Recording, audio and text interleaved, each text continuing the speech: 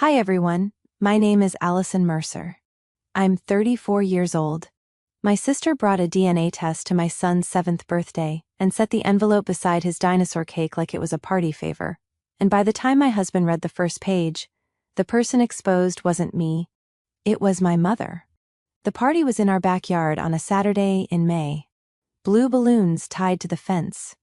Paper plates with little T-Rexes on them. My son, Caleb, running barefoot through the grass with frosting already on his chin before we had even sung to him. I remember thinking, for one stupid, hopeful minute, that maybe this time my family would behave. Then my younger sister, Brianna Cole, walked through the side gate wearing white linen pants and that calm little smile she uses when she already knows where she's going to stab you. She didn't bring a gift bag. She brought a manila envelope. My mother, Lorraine Mercer, saw it immediately. Her eyes flicked down to it, then back up to Brianna's face. Not surprised. Not confused. Waiting. That was the first thing I noticed. Brianna kissed Caleb on the top of his head and handed him a $20 bill, folded once, no card. Then she turned toward me and said loudly enough for Evan's parents, our neighbors, and half the picnic table to hear, "I brought something for the adults." I was holding a plastic knife, cutting the cake. My hand stopped mid-air. "Not today," I said quietly. Brianna tilted her head. "Why not today?" Because my son was standing 3 feet away wearing a paper crown. Because there were children chasing bubbles behind her. Because I had spent 2 nights making that ridiculous volcano centerpiece from cardboard and red tissue paper. Because for once, I wanted one afternoon where I was not the family courtroom. But I didn't say any of that. I just said, "It's Caleb's birthday." My mother stepped beside Brianna, smooth as a shadow, and smiled at me. "Maybe now everyone can stop pretending." The yard went quiet in that horrible way rooms go quiet when people are still smiling but listening harder. My husband, Evan, looked at me. Not suspicious. Confused. Protective. He moved closer, his hand brushing mine under the cake table. "What is that?" he asked. Brianna placed the envelope beside the cake. Right beside the green frosting trees. Right beside the 7 little candles I had not lit yet. "A DNA test," she said. Someone gasped. I think it was Evan's mother. I stared at the envelope like it was alive. For 3 months, Brianna had been hinting that Caleb didn't look like Evan. She said it at Easter while handing him jelly beans. She said it in our family group chat, under a photo of him at soccer practice. Funny how strong Allison's side is in him. She said it once in my kitchen, while Evan was in the garage, her voice sweet and rotten. "You know, secrets always come out." There was no secret. Not mine. Evan and I had been together since I was 25. Married, for 8 years. Caleb had his father's serious eyes, his father's left-handed swing, his father's habit of rubbing his eyebrow when he concentrated. But Brianna didn't care about truth. She cared about theater. And my mother had always handed her the stage. When we were kids, if Brianna broke something, I was told to be understanding because she was sensitive. If I won something, Mom reminded me not to make Brianna feel small. When Dad died, I organized the funeral, called the insurance company, cleaned out his truck, and still somehow Brianna was the one everyone worried about. "Allison handles things," my mother used to say. It sounded like praise, until I realized it meant, Allison doesn't get to fall apart. So there I was, at my son's birthday, expected to handle my own public humiliation politely. I looked at Brianna. "You tested my child?" Her smile twitched. "No," she said. "I tested what needed testing." That sentence made my skin go cold. Evan picked up the envelope before I could stop him. Not because he doubted me. I know that now. He picked it up because he wanted to end it. He wanted to open the ugly thing, prove her wrong, and make her leave. "Evan," I whispered. He looked at me and said, "It's okay." But it wasn't. Because when he slid the papers out, the top sheet wasn't about Caleb. His face changed after 3 lines. Not anger. Not relief. Recognition of something impossible. He looked past Brianna. Straight at my mother. Then he said, very slowly, "Lorraine, why is your name on this report?" My mother's smile stayed in place for 1 second too long. And that was when I realized Brianna hadn't brought a test to destroy my marriage. She had brought a match to burn down my life. But she had no idea the fire was going to start under our mother's feet. Evan was still holding the first page when Lorraine stepped forward with that careful, church lady smile she used whenever she wanted a room to obey her. "Give me that," she said. Not panicked, not confused, just angry that the paper was in the wrong hands. That was the first thing I noticed. My mother did not ask what it was. She did not ask who ordered it. She did not ask why Brianna had brought it to a child's birthday party and placed it beside a chocolate dinosaur cake like it belonged there. She reached for it like it was property. Evan pulled the page back. "Lorraine," he said slowly, "why is your name listed as the submitted maternal reference?" The entire backyard seemed to shrink. The bounce house blower kept humming. A plastic fork snapped under someone's shoe. Caleb stood near the gift table with blue frosting on his lip, looking from adult to adult, trying to understand why nobody was singing anymore. My father, Douglas Mercer, stared at my mother with the kind. She had wanted me cornered. She had wanted Evan looking at me with disgust. She had wanted everyone whispering that my son wasn't my husband's child. Instead, my husband was staring at my mother, and my mother was staring at the report like it had bitten her. "Evan," Mom said, softer now, "this is family business." I almost laughed. That was her favorite phrase. Family business meant secrets I was expected to swallow. Family business meant Brianna crashing my college graduation dinner because her boyfriend broke up with her, and everyone leaving before dessert because your sister needs us more tonight. Family business meant Mom using the emergency key to let herself into our house after Caleb was born, rearranging my kitchen while I was bleeding through postpartum pads, then telling relatives I was struggling with basic things. Family business meant Brianna borrowing $1,200 from me for rent and posting beach photos from Destin 3 days later, while Mom told me, "Don't embarrass her by asking for it back." Family business always had one rule. I paid. Brianna performed. Mom protected the performance. I looked at my sister standing there in her white linen jumpsuit, gold hoops catching the afternoon light, one hand on her hip like she was waiting for applause. Brianna had always been beautiful, in a way that made people forgive her before she even finished lying.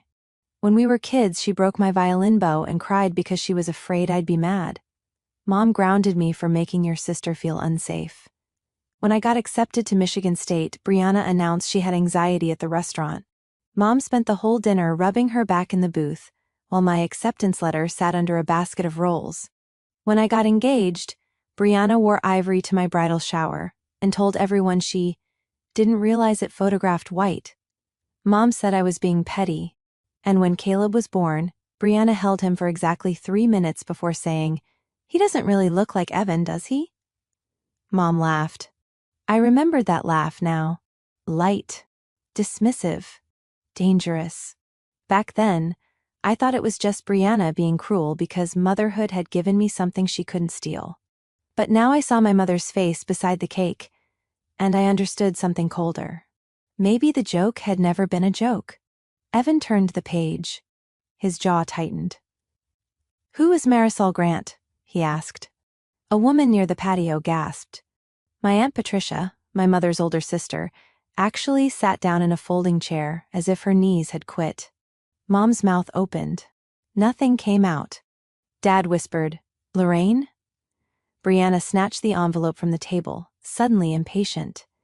No, that's not the part that matters." She dug through the pages, cheeks flushing. "The part that matters is Caleb.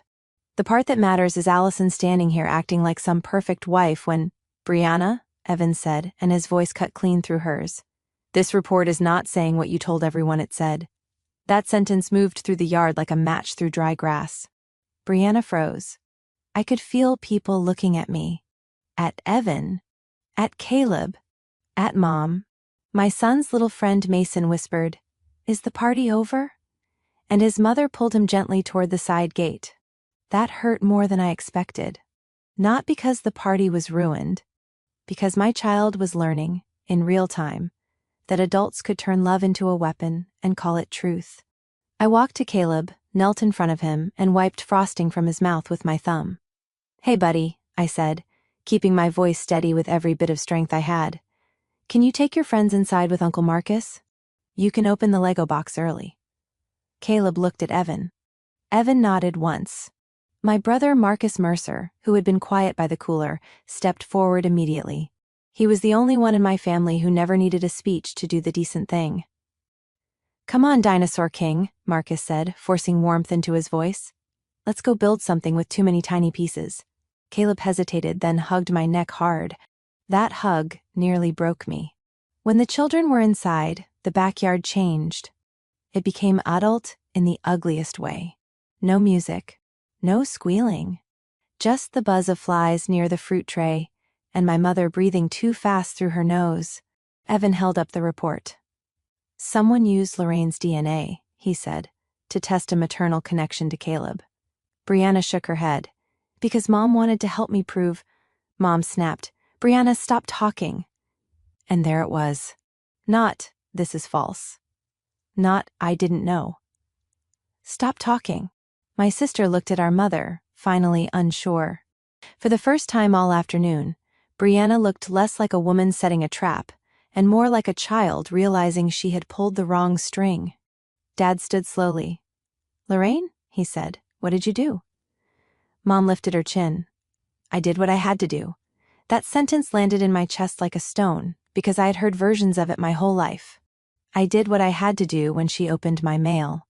I did what I had to do when she told my grandmother I was too overwhelmed to manage inheritance paperwork, then put Brianna in charge. I did what I had to do when she gave my baby pictures to Brianna for a family memory wall at a party I wasn't invited to plan. Always necessity, never cruelty. Evan flipped another page, then looked at me with something painful in his eyes. "Allison," he said quietly, "this doesn't question Caleb being mine." I already knew, somehow. My body knew before my mind did. "What does it question?" I asked. He swallowed. Brianna whispered, "No." Evan looked past me at my mother. "It questions whether Lorraine is Allison's biological mother." The backyard went completely silent. Even my anger stopped moving. For a second, I was not 34. I was 8 years old again, standing in the hallway in my pajamas, listening to Mom tell Dad, "I try with Allison, but Brianna is just easier to love." I had spent my whole life trying to become easier, quieter, better, more useful, less needy. And now, a page in my husband's hand was suggesting the reason my mother had always held me like borrowed furniture might not have been in my imagination. My mother closed her eyes. Dad covered his mouth. And Brianna, who had brought the envelope to destroy me, whispered, "Mom, what is this?" Mom opened her eyes and looked directly at me, not with guilt, with resentment. "You were never supposed to find out like this," she said. "You were never supposed to find out like this," she said. For a second, nobody moved. Not even the kids. The only sound was the sprinkler ticking against the side fence, hitting the same patch of grass over and over like it couldn't understand the party had ended. I stared at my mother, not at Brianna, at my mother. Because whatever my sister had brought into my backyard, whatever ugly little performance she had rehearsed in her bathroom mirror, my mother's face had just confirmed something bigger than the envelope. Evan looked down at the paper again, then back at Lorraine. "What does that mean?" he asked quietly. "What was she not supposed to find out?" My mother swallowed. Brianna's hand flew toward the report, but Evan pulled it back just enough that she couldn't grab it. "Give me that!" Brianna snapped. Evan's voice stayed calm, which somehow made it worse. "No." My father, Douglas, was standing by the folding table with a blue paper plate bending in his hand. A slice of Caleb's cake sat on it, untouched, the frosting melting into the cardboard. He looked old in that moment. Not tired, not surprised. Old, like he had been carrying a lie so long it had shaped his spine. I stepped forward. "Dad," I said, "what does she mean?" He didn't answer me. That was the answer. My chest tightened so hard, I could feel my heartbeat in my throat. Brianna laughed once, sharp and fake. "Oh my God, can we not turn this into some dramatic thing?" she said. "The point is," Allison lied. "That was the point." Evan looked at her. "About what?" Brianna blinked. He held up the report. "This says I am Caleb's biological father. 99.9%. So whatever you came here to expose, you failed." A ripple moved through the adults in the yard. My neighbor Melissa covered her mouth. My cousin Dean whispered, "Jesus," under his breath. Brianna's face drained. Evan kept going. "But this part," he tapped the page with one finger, "this part says Lorraine Mercer is not genetically consistent as Allison's biological mother." My ears rang. The backyard blurred at the edges.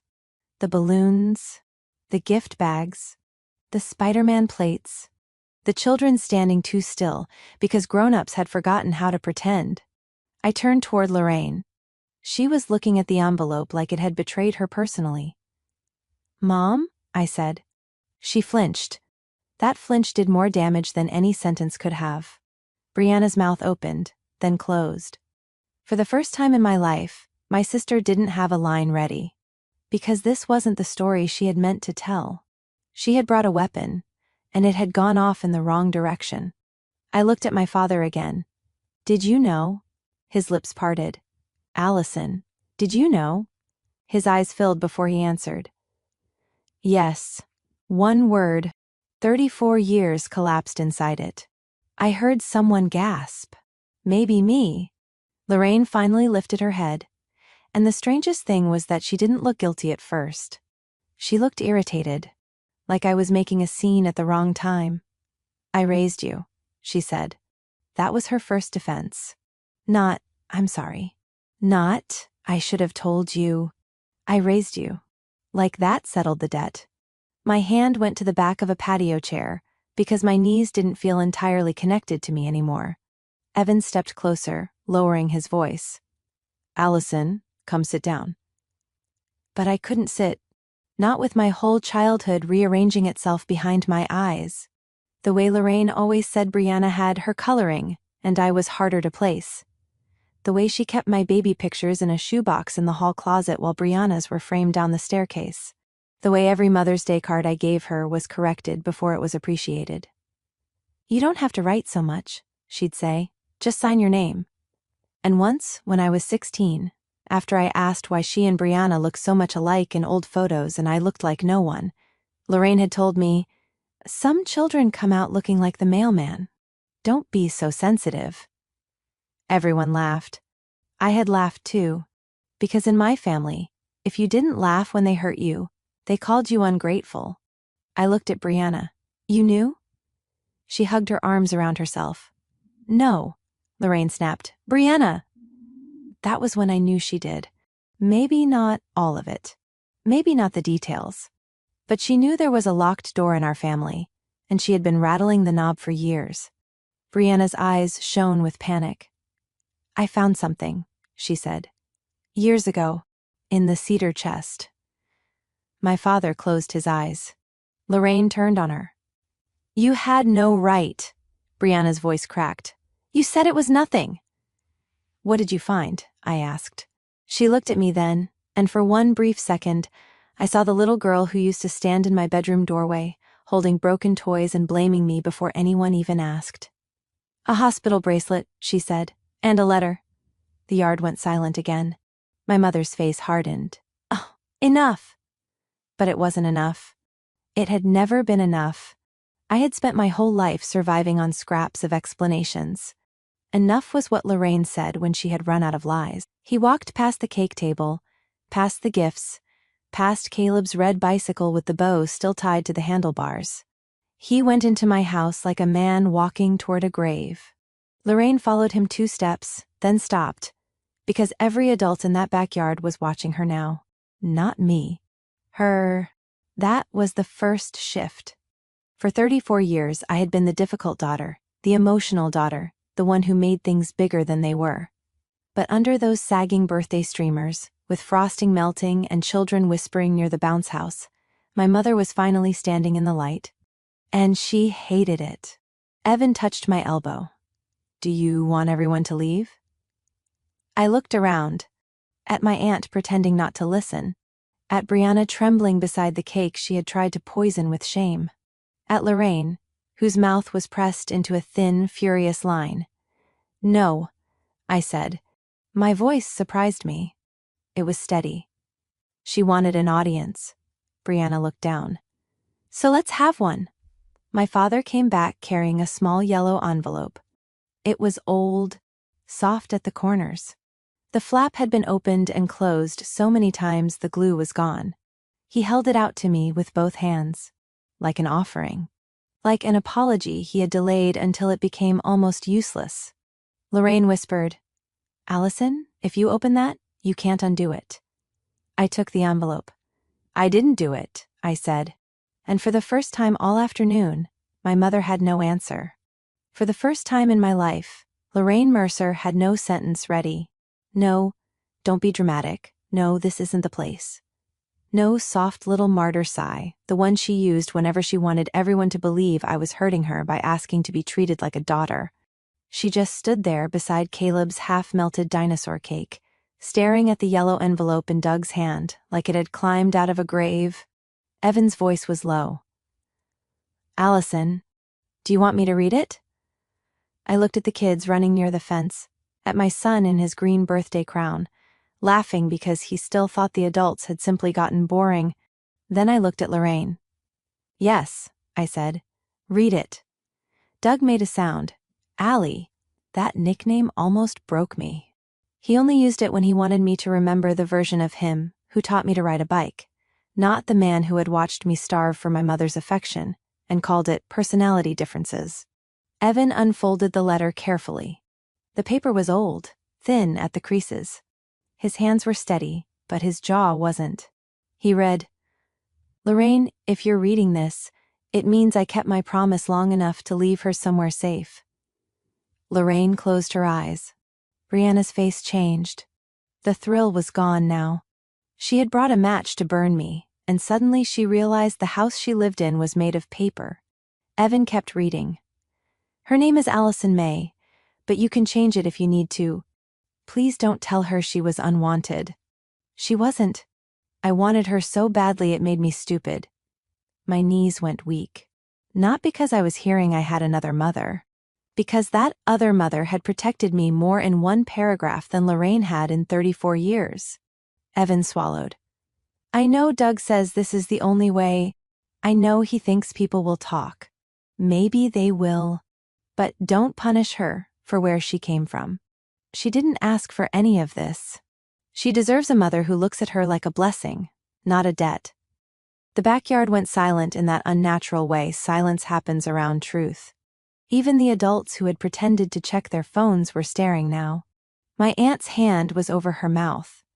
Evan's mother had moved closer to Caleb, like she could shield him from a history he was too young to understand. I looked at Doug. Who wrote that? His face folded in on itself. Natalie, he said. The name landed between us, like a dish shattering. Natalie Mercer, Lorraine's younger sister, the woman whose photo used to sit in the upstairs hallway until I was 8, when I asked why she had my same dimple, and Lorraine said, because families repeat themselves, then took the frame down the next day. Brianna whispered, Aunt Natalie?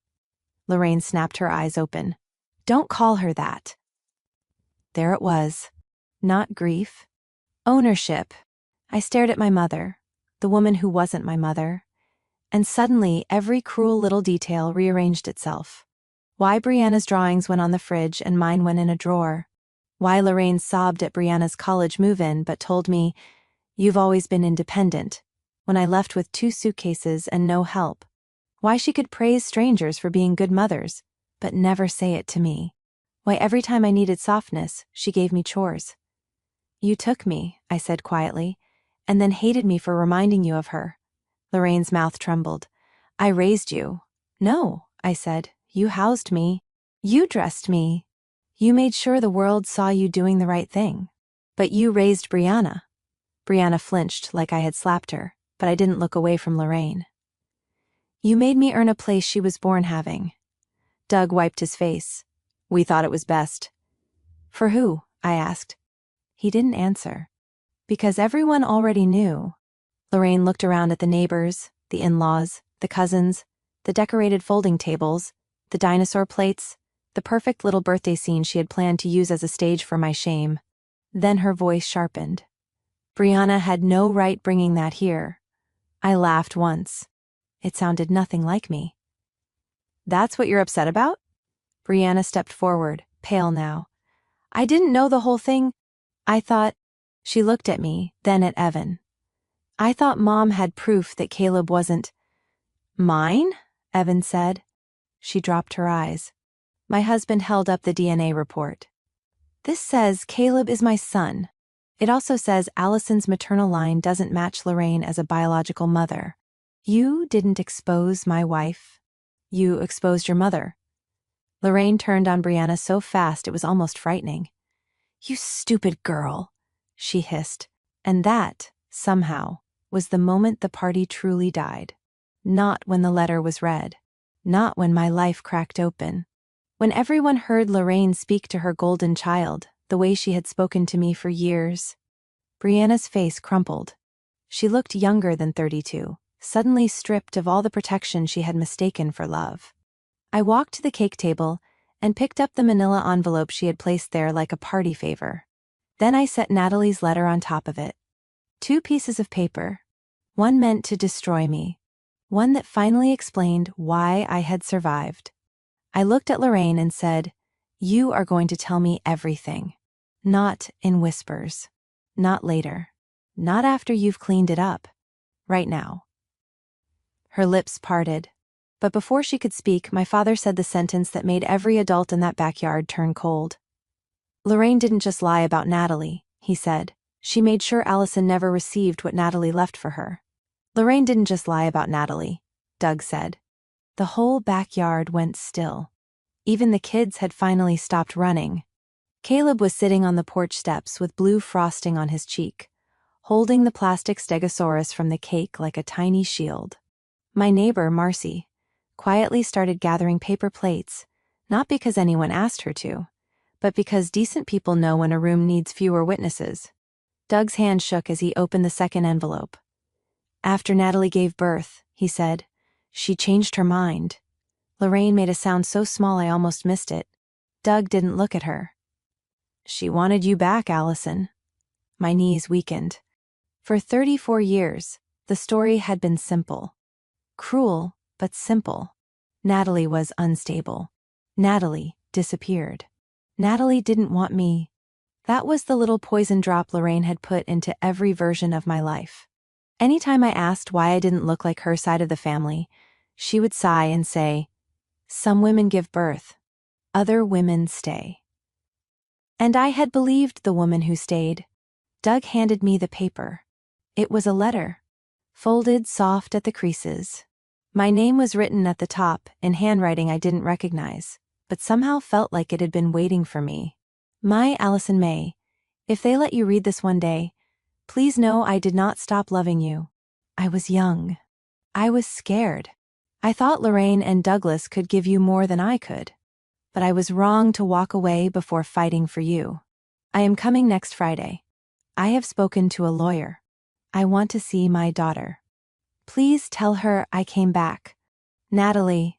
The date was 3 months after my birth. I stared at those words until they blurred. Please tell her I came back. My entire life shifted around one sentence. Lorraine reached for my wrist. I was your mother. I pulled away. No, I said quietly. You were the person who made sure I never knew mine. Her face crumpled, but I had spent too many years mistaking her tears for truth. Doug's voice cracked. Natalie came to the house. Lorraine told her you were gone. Told her we'd moved you out of state. Then she told me Natalie never showed. Brianna whispered, Mom. And that was the first time I heard it in her voice. Not loyalty. Fear. Because the woman she had worshipped had just become a stranger in front of her. Lorraine turned on Doug. You let me raise her. I let you lie because I was a coward, he said, and I have paid for that every day. No, I said. You paid by being uncomfortable. I paid by being unwanted in my own family. That landed harder than yelling would have. Brianna started crying then, not dramatically. Not for attention. Just quietly. Like something inside her had finally understood the shape of what she had done. She had brought that envelope to my son's birthday, to shame me. To make me small. To make my husband doubt me in front of folding chairs and juice boxes and a dinosaur cake. But all she had done was drag our mother's secret into daylight. Evan came beside me, his hand warm against my back. "What do you want to do?" he asked. Not, "Calm down." Not, "Think of the family." Not, "Don't make a scene." Just that, "What do you want to do?" I looked at Caleb. My sweet boy, watching adults break things he didn't have names for yet. So I chose him first. I wiped my face, walked over and crouched in front of him. "Hey buddy," I said, "your party got weird." He nodded very seriously. "Are you mad?" he asked. "At some grown-ups," I said. "Not at you. Never at you." He leaned into me, and I held him while everyone watched the kind of mother I had decided to become. Not perfect, but honest. After that, the party ended in pieces. Marcy took the kids next door for popsicles. Evan boxed up the gifts.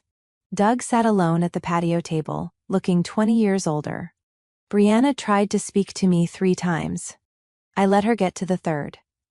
"Allison, I didn't know it would be this." I looked at her. "No, you just hoped it would destroy me." She had no answer. Lorraine stayed near the cake, her mascara running in 2 dark lines. For once, nobody rushed to comfort her. Not Doug. Not Brianna. Not me. 2 weeks later, Doug moved into a small apartment above a hardware store on Maple Avenue. He gave me every letter, every hospital document, every photograph he had hidden, and every one Lorraine had tried to bury. But 3 months later, she left a small package on my porch. Inside was the hospital bracelet she had found, cleaned and sealed in a plastic sleeve. There was a note. "I thought proving something about you would make me feel chosen. I was wrong. I'm sorry. I kept the bracelet. I didn't keep the relationship." On Caleb's 8th birthday, we had a smaller party. No dramatic envelopes. No forced family photos. Just friends, pizza, a crooked homemade cake, and a blue candle he picked himself. Before we sang, Evan squeezed my hand. I looked around at the people there and realized something. Family is not who knows the most about your past. Family is who can be trusted with your peace. And for the first time in my life, I didn't feel like the extra daughter standing outside the circle. I was the circle. If you were Allison, could you ever forgive Brianna for bringing that DNA test to a child's birthday? And do you think Lorraine deserved a second chance after hiding Natalie's truth for decades? If this story moved you, please like, subscribe, and share your thoughts below. Your comments help more people find stories like this.